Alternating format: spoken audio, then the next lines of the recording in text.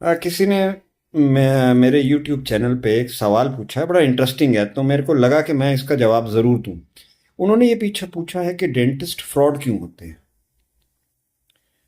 अब आपके मन में ये सवाल उठा कि ये मैं डेंटिस्ट के पास गया, उन्होंने मेरा कुछ ट्रीटमेंट किया, और वो ट्रीटमेंट जो उन्होंने आपका किया, आप किसी तरह से सेटिस्फाइड नहीं हो या आपको परिणाम नहीं मिले। आपने पैसे दिए लेकिन आपकी सेटिस्फेक्शन नहीं हुई, तो आप को डेंटिस्ट से बात करनी चाहिए।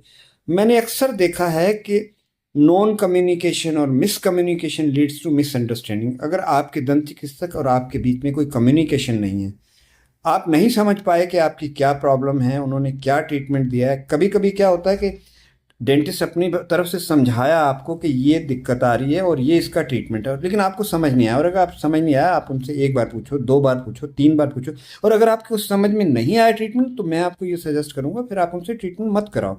जब भी आप इलाज कराओ, आपको फुल क्लैरिटी होनी चाहिए दिमाग में, मेरी क्या प्रॉब्लम है और उसका क्या सोल्यूशन मुझे मिलने वाला है। तो अपने इलाज को कराने से पहले अपने दंत चिकित्सक से ये चीज़ समझनी बहुत ज़रूरी है। जब आप समझ से निर्णय लोगे तो आपका अपना निर्णय होगा, तो आप कभी भी चीटेड फील नहीं करोगे। कभी आपके मन में ये भावना ही नहीं आएगी कि डेंटिस्ट जो है फ्रॉड है। और क्योंकि होता क्या है कि आपने कोई काम कराया, आपकी समझ में नहीं आया, आपको परिणाम पूरे नहीं मिले, और आपने पैसे भी खर्च किए, फिर ऐसे लगता है कि मैं कहीं चीट हो गया, मुझे किसी ने लूट लिया। ऐसा नहीं है कि जिसके पास भी आप जाओगे वो हमेशा यही चाहता है कि आप वहाँ पैसे भी तो दो लेकिन खुश होके जाओ।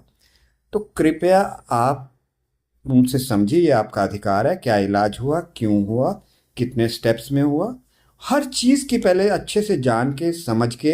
अब तो इंटरनेट एक ऐसा माध्यम है, आपको पूरी इन्फॉर्मेशन मिलती है, आप उस पर भी उसको एक्सप्लोर करो, और ज़्यादातर समय नहीं, एक दो ओपिनियन और ले लो।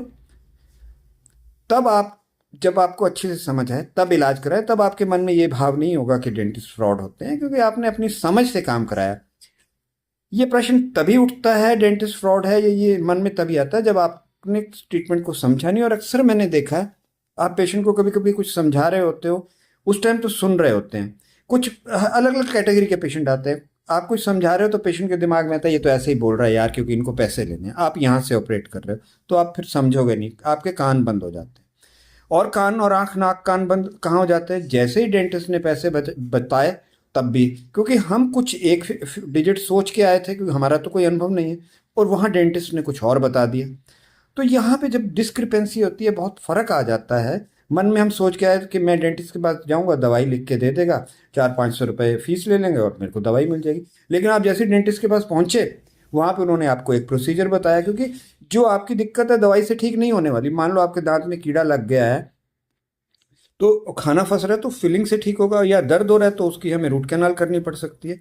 तो वो दवाई से लिखने से, प्रेस्क्रिप्शन लिखने से आपकी समस्या का समाधान नहीं होगा। हो सकता है कि आप पेन के साथ गए रूट कैनाल में और डेंटिस्ट ने आपको दवा लिख के दे दी, और आपने दवा खाई और दर्द चला गया, लेकिन वो डिस्ट्रक्शन, दांत तो धीरे धीरे गलता जाएगा। तो डेंटिस्ट की कोशिश होती है आपको पक्का इलाज बताए, ताकि आपको फिर भविष्य में कोई दिक्कत ना आए।